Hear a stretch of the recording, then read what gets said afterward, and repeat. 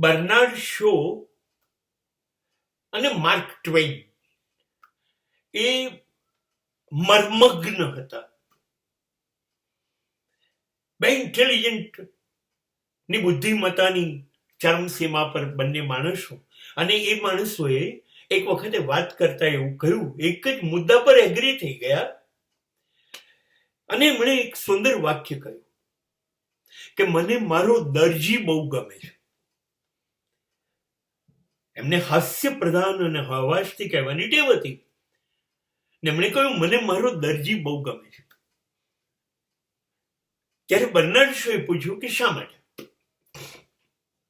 ત્યારે માર્ક ટ્વેઇને કહ્યું એટલા માટે કે હું કપડાં સીવડાવવા જાઉં ત્યારે એ દર વખતે મારું નવું માપ લે છે. Exactly this is the beauty of a quotation.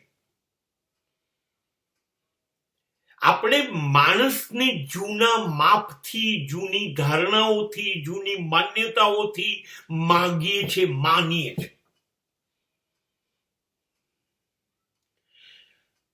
માણસ બદલાતો છે. સવાર બપોર સાંજ જુદો થઈ શકે. તમને એનો એક અનુભવ થોડા વર્ષો પહેલા થયો અને તમે તમારી માન્યતા, તમારી ધારણા એ પ્રમાણે બાંધી દીધી કે આ તો આવો જ છે, આ તો તેવો જ છે. હવે તમે બદલતા નથી, પણ એ તો બદલાઈ ગયો, એ બદલાયો છે અને તમે તમારી ધારણા બદલતા નથી. એટલે એને કીધું મને દરજી એટલા માટે ગમે છે કે દર વખતે જોઉં ત્યારે મારા પેન્ટ શર્ટનું નવું માપ લે. હું એવું જ કહું છું, એકનો એક માણસ પણ જીવનમાં જ્યારે આપણી સામે આવે ત્યારે ભૂતકાળમાં શું હતો એ મુજબ આપણે એની જોડે ના વર્તવું જોઈએ. આપણી ધારણાઓ આપણે દૂર રાખવી જોઈએ. ધારણાઓ વાસ્તવિક નથી હોતી, એ આપણી માન્યતા હોય છે. અને ધારણાઓ આંધળી હોઈ શકે, ખોટી બની શકે. આપણે જે ધારતા હોય એવું ના પણ હોય. આપણી માન્યતાઓ એ બિલકુલ અંધારું છે આપણી આંખ સામે, એ પ્રમાણેની સ્થિતિ ના પણ હોય, એ પ્રમાણે આપણે માનીએ છીએ ના પણ હોય. એવું બની શકે દૂધની દુકાને ઉભેલો માણસ દૂધના ગ્લાસમાં દારૂ પીતો હોય. તમે તો માનશો કે કેટલો તંદુરસ્ત છે. અને શક્ય છે દારૂની દુકાન પર ઉભેલો માણસ દૂધ પીતો હોય તો તમે માનશો આ દારૂડિયો છે.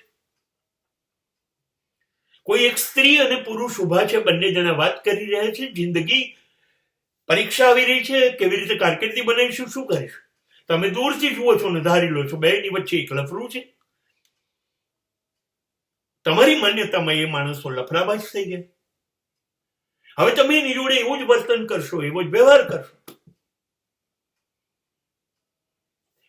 માણસ દર ક્ષણે બદલાય, સમય પ્રમાણે બદલાય, સ્થિતિ પ્રમાણે બદલાય. હા, એ વખતે એ હતો, તમે જોયો તો એ સાચું હતું, પણ અત્યારે એવો ના હોય તો શું? તો તમે અન્યાય કરો છો. તમે ધારો છો એવો ભવિષ્યમાં એ નહીં હોય તો શું કરશો? તમે માનો છો આઈન્સ્ટાઈન ગણિતમાં નપાસ થયા હતા અને આ પૃથ્વી પરનો સૌથી મોટો વૈજ્ઞાનિક એ છે. આપણે જે ધારીએ છીએ એ કાયમ સાચું નથી હોતું. મહાવીરે એક બહુ સુંદર વાક્ય કીધેલું, ઇન્દ્રિયો પણ છેતરે છે, આપણી આંખ પણ છેતરે છે. આપણે જોઈએ એ સાચું ના હોય. આપણા કાન પણ છેતરે છે, આપણે સાંભળ્યું છે છતાં પણ એ ખોટું હોઈ શકે, એનો અર્થ બીજો હોઈ શકે. આપણી ઇન્દ્રિયો પણ આપણને છેતરે છે.